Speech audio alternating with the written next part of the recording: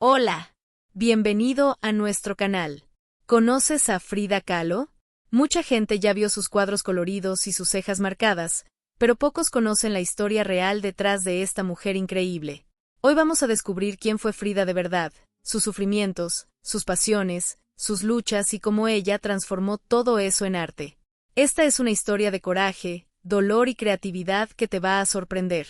Si te gusta conocer historias inspiradoras de personas que cambiaron el mundo, suscríbete al canal y activa la campanita de notificaciones para no perderte ninguno de nuestros videos. Prepárate para conocer a la verdadera Frida Kahlo. El 6 de julio de 1907, en una casa azul de Coyoacán, Ciudad de México, nació Magdalena Carmen Frida Kahlo Calderón. Su padre, Guillermo Kahlo, era un fotógrafo alemán de origen judío-húngaro que había llegado a México años atrás. Su madre, Matilde Calderón, era mexicana con raíces indígenas y españolas. Frida era la tercera de 4 hijas. Primero vinieron Matilde y Adriana, luego ella, y finalmente la pequeña Cristina. La casa donde creció Frida estaba llena de contrastes. Su padre era cariñoso y comprensivo, mientras que su madre era severa y estricta. Matilde había enviado a las hijas mayores del primer matrimonio de Guillermo a un convento, alejándolas de la familia. Frida nunca tuvo una buena relación con su madre, pero adoraba a su padre. Él le enseñó a mirar el mundo de otra manera, con los ojos curiosos de un fotógrafo. Los primeros años de Frida transcurrían como los de cualquier niña mexicana de clase media. Jugaba con sus hermanas, exploraba el jardín de la Casa Azul y soñaba con grandes aventuras. Pero en 1913, cuando apenas tenía 6 años, todo cambió. Frida contrajo poliomielitis. La poliomielitis era una enfermedad terrible que todos temían en aquella época. Muchos niños morían o quedaban con graves secuelas. Frida tuvo que permanecer 9 meses en cama, encerrada en su habitación, mirando por la ventana mientras otros niños jugaban afuera. El tiempo pasaba lento, muy lento. Cada día parecía una eternidad. Cuando finalmente pudo levantarse, la enfermedad le había dejado una marca permanente. Su pierna derecha quedó mucho más delgada que la izquierda. Caminaba con una leve cojera. En el colegio, los niños crueles comenzaron a burlarse de ella. Le gritaban Frida pata de palo y la señalaban cuando pasaba. Pero algo increíble sucedió. En lugar de quebrarse, Frida se hizo más fuerte. Su padre Guillermo decidió ayudarla de una forma poco común para aquella época. Le dijo que practicara deportes, muchos deportes. Y no estaba hablando de actividades delicadas consideradas apropiadas para niñas. Le sugirió fútbol, boxeo, lucha libre y natación. La gente miraba con desaprobación. ¿Una niña jugando fútbol? ¿Boxeando? En el México de principios del siglo XX, esto era casi un escándalo. Pero a Guillermo no le importaba lo que pensaran los demás, y a Frida tampoco. Ella se lanzó a esas actividades con toda su energía. Los ejercicios la ayudaron a recuperar fuerza en su pierna, pero le dieron algo aún más valioso: confianza en sí misma. Aprendió que podía enfrentar cualquier cosa. Aprendió a no escuchar las burlas. Aprendió que ser diferente no era algo malo. Sin embargo, las limitaciones físicas y las constantes operaciones médicas hicieron que Frida pasara mucho tiempo sola. Mientras otros niños jugaban en grupos, ella a menudo observaba desde lejos. Esta soledad temprana marcaría su vida y, años después, aparecería una y otra vez en sus pinturas. Mientras tanto, su padre seguía siendo su gran apoyo. Guillermo sufría ataques de epilepsia, secuela de una lesión cerebral de juventud. Frida aprendió a cuidarlo cuando estos ataques ocurrían, y esta experiencia compartida de lidiar con enfermedades los unió profundamente. Eran 2 personas luchando contra sus propios cuerpos, apoyándose mutuamente. En 1922, cuando Frida tenía 15 años, algo extraordinario sucedió. Fue aceptada en la Escuela Nacional Preparatoria, ubicada en el antiguo Colegio de San Ildefonso, en pleno corazón de la Ciudad de México. No era cualquier escuela, era la institución más prestigiosa del país, donde se formaba la élite intelectual que dirigiría el México posrevolucionario. Pero había algo especial en su ingreso. La escuela acababa de abrir sus puertas a las mujeres, y solo 35 chicas fueron admitidas entre 2.000 estudiantes varones. Frida era una de ellas. Su padre Guillermo estaba orgulloso y le impuso una sola condición: no hablar con los chicos. Una regla que, por supuesto, Frida no tardó en romper. La preparatoria era un hervidero de ideas revolucionarias. Los profesores más brillantes del país daban clases ahí. Los estudiantes debatían sobre filosofía, política y justicia social. Las paredes del edificio se llenaban de murales pintados por los grandes artistas mexicanos, José Clemente Orozco, David Alfaro Siqueiros y Diego Rivera. Frida quería ser médica. Era excelente en sus estudios, especialmente en análisis, ética y política. Leía vorazmente en español, alemán e inglés. Devoraba a Víctor Hugo, Dostoyevsky, Tolstoy, Hegel y Kant. Pero más allá de los libros, lo que realmente marcó su vida en la preparatoria fue un grupo de amigos. Se llamaban los cachuchas, un nombre que venía de las gorras de tela que usaban como símbolo de rebeldía contra el rígido código de vestir de la época. Eran 9 jóvenes brillantes y contestatarios que se convirtieron en sus mejores amigos: Alejandro Gómez Arias, José Gómez Robleda, Manuel González Ramírez, Carmen Jaime, Miguel N. Lira, Agustín Lira, Jesús Ríos y Alfonso Villa. Juntos eran un torbellino. Gastaban bromas pesadas, escribían versos, hacían teatro, y cuestionaban todo lo establecido. Eran anarquistas felices que buscaban cambiar el mundo a su manera. Frida era la líder del grupo, la más audaz, la que siempre iba un paso adelante. Entre las paredes de San Ildefonso, Frida observaba con fascinación los murales que Diego Rivera pintaba en el anfiteatro Simón Bolívar.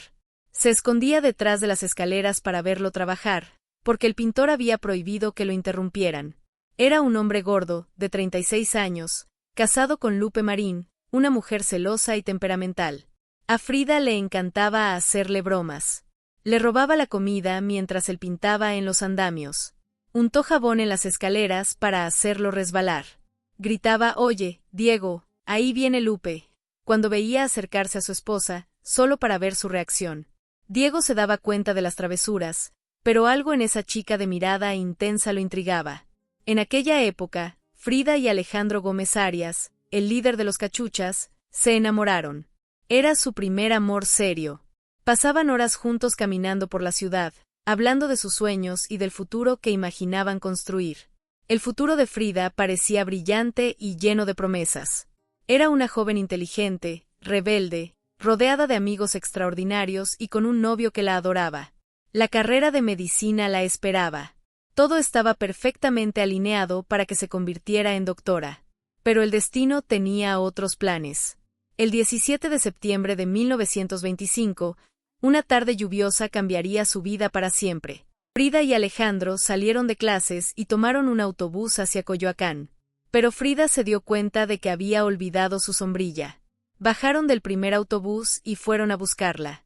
Cuando la encontraron, decidieron tomar otro autobús para volver a casa. El segundo autobús estaba muy lleno de gente. Era de madera, pintado de colores brillantes, como todos los autobuses de la Ciudad de México en aquella época. Frida y Alejandro apenas encontraron un lugar en la parte de atrás. El vehículo avanzaba despacio por las calles mojadas. En la esquina de Cuauhtémoc y Calzada de San Antonio Abad, todo sucedió en segundos. Un tranvía eléctrico que venía de Xochimilco avanzaba por los rieles. El conductor del autobús intentó pasarle, creyendo que tenía tiempo suficiente. Se equivocó. El tranvía golpeó el costado del autobús de madera con una fuerza brutal. El impacto fue tan violento que arrastró al autobús varios metros contra una pared.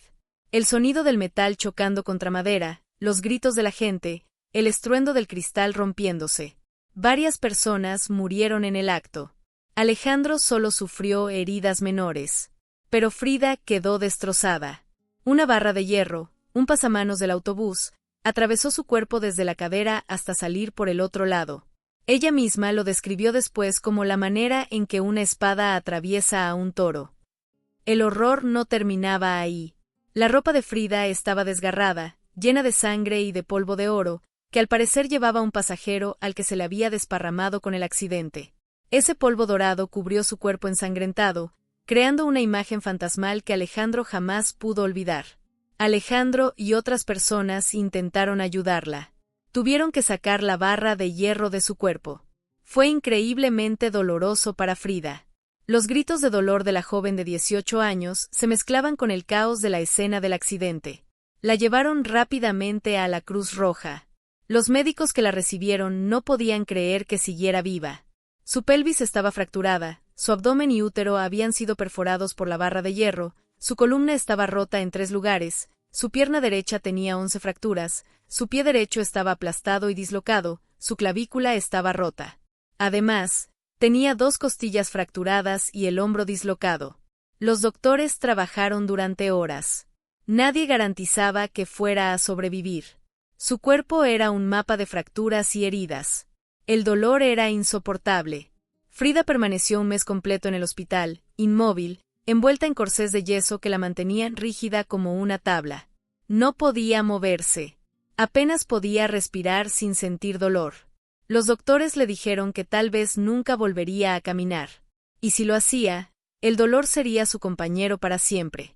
Su familia estaba devastada. Guillermo, su padre, la visitaba todos los días con lágrimas en los ojos. Matilde, su madre, tardó semanas en poder ir a verla porque la impresión había sido demasiado fuerte. Cuando finalmente su madre pudo visitarla, Frida le dijo, «No he muerto y, además, tengo algo por qué vivir, ese algo es la pintura». Después de ese mes terrible en el hospital, Frida fue llevada a la Casa Azul. Allí pasaría otros 3 meses en cama, sin poder levantarse. El futuro que había imaginado como doctora se había esfumado. Su cuerpo joven y fuerte se había convertido en una prisión de dolor. Pero en esa cama, entre el sufrimiento y la soledad, algo nuevo comenzó a nacer. Frida Kahlo no solo fue una pintora talentosa, sino también una mujer que convirtió su sufrimiento en arte. A lo largo de su vida, usó el pincel como un medio para liberar sus emociones, enfrentando con valentía el dolor físico y emocional que la acompañó desde muy joven. De las 143 obras que realizó, 55 fueron autorretratos, como si su rostro fuera un espejo donde reflejaba todo lo que sentía y vivía. Su vida estuvo marcada por una serie de tragedias que definieron su obra.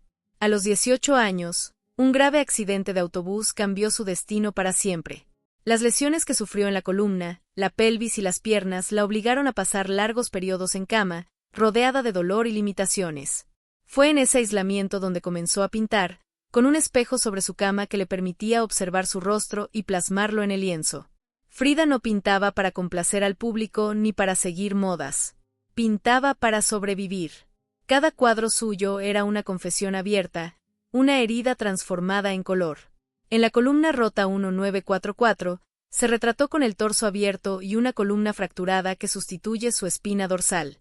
Su cuerpo está sostenido por un corsé metálico, mientras lágrimas corren por su rostro. No buscaba compasión, sino mostrar su verdad. En las 2 Frides 1939, expresaba el desgarrador momento de su divorcio con Diego Rivera. En la pintura aparecen 2 versiones de ella, una vestida con un traje europeo, la otra con un atuendo tradicional mexicano. Sus corazones están conectados por una vena que simboliza su unión interna, a pesar de la ruptura. Frida plasmó su dualidad, la lucha entre su identidad moderna y su raíz mexicana. Otra obra profundamente personal fue Hospital Henry Ford 1932, creada después de perder un embarazo. En ella, se muestra acostada sobre una cama hospitalaria flotando en un paisaje desolado, con su cuerpo unido a varios objetos por delgados hilos rojos, como si fueran venas que conectan su dolor con el mundo. Era su forma de expresar la impotencia ante la maternidad que nunca pudo tener.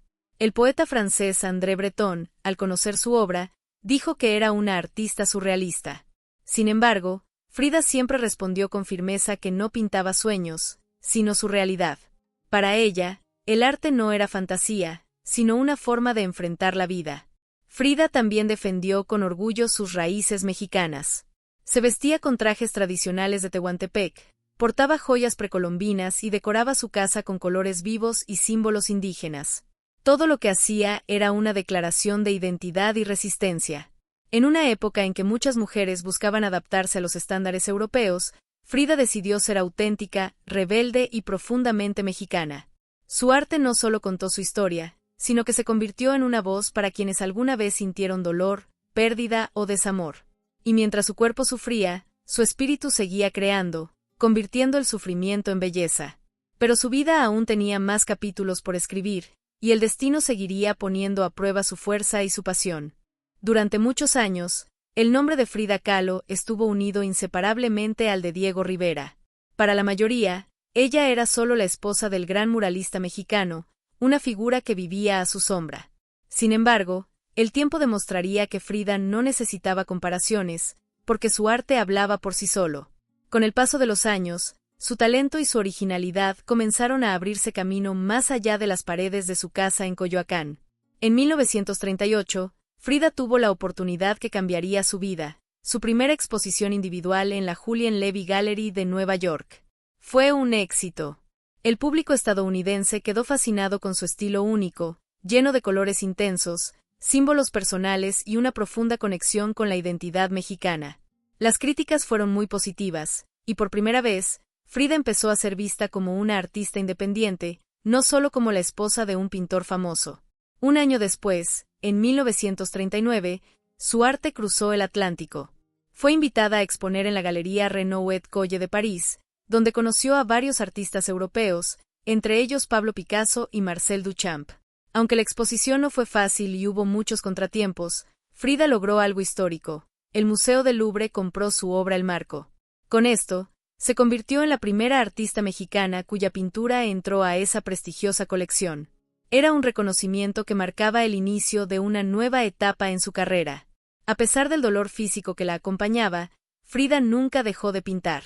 En 1946, recibió el Premio Nacional de Artes con su obra Moisés, y el gobierno mexicano le otorgó 5,000 pesos como reconocimiento. Para ella, aquel premio fue un motivo de orgullo, no solo por el dinero, sino porque su país finalmente comenzaba a valorar su trabajo. Además de pintora, Frida también fue maestra en la Escuela de Artes Plásticas de la Esmeralda. Sus alumnos la llamaban con cariño la Friducha y la admiraban por su forma de enseñar. Ella no seguía las reglas tradicionales, les pedía que expresaran sus sentimientos, que pintaran con el corazón, no solo con la técnica. Para muchos de ellos, Frida fue una guía que les enseñó que el arte debía ser verdadero, sin máscaras ni apariencias. En abril de 1953, la vida le tenía preparado un momento tan conmovedor como inolvidable. Se organizó su primera exposición en México, en la Galería de Arte Contemporáneo de Ciudad de México. Pero para entonces, su salud estaba muy deteriorada. Los médicos le recomendaron no asistir, pero Frida, con su carácter fuerte y decidido, respondió que no se la perdería por nada. Ordenó que llevaran su cama a la galería. Llegó en ambulancia, rodeada de amigos, artistas y admiradores. Cuando la colocaron en su cama, en medio de sus cuadros, el público la recibió con aplausos y emoción. Frida sonreía, con el rostro cansado pero lleno de vida. Aquel día no solo se celebró una exposición, sino la victoria de una mujer que, a pesar de todo el sufrimiento, logró convertir su dolor en arte eterno. Sin saberlo, esa noche marcaría el inicio del capítulo más difícil y profundo de su historia. Cuando Frida regresó a Nueva York después de la exposición, su vida cambió dramáticamente. Diego le pidió el divorcio. Las razones exactas nunca quedaron claras, aunque él dijo públicamente que era solo un asunto legal. El 6 de noviembre de 1939, se divorciaron oficialmente. Frida quedó destrozada emocionalmente. Pintó Las dos Frides, una de sus obras más famosas. En el cuadro aparecen dos versiones de ella misma sentadas juntas, tomadas de la mano. Una Frida viste ropa europea, la otra ropa tradicional mexicana. Sus corazones están expuestos y conectados por una arteria. El corazón de la Frida europea sangra, cortado con tijeras quirúrgicas. Era su dolor hecho imagen. Sin embargo, el divorcio no duró mucho. En diciembre de 1940, apenas un año después, Frida y Diego se casaron de nuevo en San Francisco, pero esta vez con condiciones diferentes. Frida le exigió que vivieran juntos pero sin tener relaciones sexuales, y ella no aceptaría más dinero de él. Seguían unidos por un amor profundo y complicado. Durante la década de 1940, Frida participó en exposiciones en México y Estados Unidos. También comenzó a enseñar arte en la Escuela Nacional de Pintura, Escultura y Grabado La Esmeralda. Sus estudiantes la adoraban. Cuando ella no podía ir a la escuela por su salud, las clases se hacían en la Casa Azul. Pero su cuerpo seguía deteriorándose. Entre 1940 y 1954, tuvo que usar 28 corsés diferentes de yeso, cuero y acero. El dolor en sus piernas aumentaba constantemente. En 1950, pasó casi todo el año hospitalizada, donde le hicieron un injerto óseo en la columna que causó una infección terrible. En 1944 creó la columna rota, donde se muestra con el torso abierto y su columna vertebral como una columna griega rota, llena de clavos por todo el cuerpo. El dolor seguía siendo el tema central de su arte. En abril de 1953, la fotógrafa Lola Álvarez Bravo organizó la primera exposición individual de Frida en México. Los médicos le prohibieron asistir porque su salud estaba grave, pero Frida ordenó que llevaran su cama a la galería. Llegó en ambulancia y recibió a los invitados desde su cama, cantando y contando chistes. 4 meses después, en agosto de 1953, le amputaron la pierna derecha por debajo de la rodilla debido a gangrena. Frida entró en una profunda depresión. Escribió en su diario: «Pies, ¿para qué los quiero si tengo alas para volar?». Intentó suicidarse varias veces en los meses siguientes. El dolor físico y emocional era insoportable. A pesar de todo, en julio de 1954, días antes de su muerte, salió en silla de ruedas junto a Diego para participar en una manifestación política. Su espíritu rebelde no se apagaba. El 13 de julio de 1954, Frida Kahlo murió en la Casa Azul. Tenía 47 años. La causa oficial fue embolia pulmonar. Su última entrada en el diario decía: «Espero alegre la salida y espero no volver jamás». Miles de personas fueron a su funeral. Su cuerpo fue cremado y sus cenizas permanecen en la Casa Azul, que en 1958 se convirtió en el Museo Frida Kahlo. Hoy, más de 70 años después de su muerte, Frida Kahlo es reconocida como una de las artistas más importantes del siglo XX. Se ha convertido en un ícono del feminismo y de todos aquellos que luchan contra la adversidad. Frida nos enseñó que el arte puede nacer del dolor, que ser diferente es hermoso, y que la vida, por más difícil que sea, siempre merece ser vivida con pasión. Como ella misma pintó en su última obra, «Viva la vida». Y así termina la historia de Frida Kahlo, una artista que transformó su dolor en arte. ¿Qué te pareció? Deja tu comentario aquí abajo contando qué fue lo que más te impresionó de su vida. No olvides activar la campanita de notificaciones para recibir nuestros próximos videos. ¡Hasta la próxima!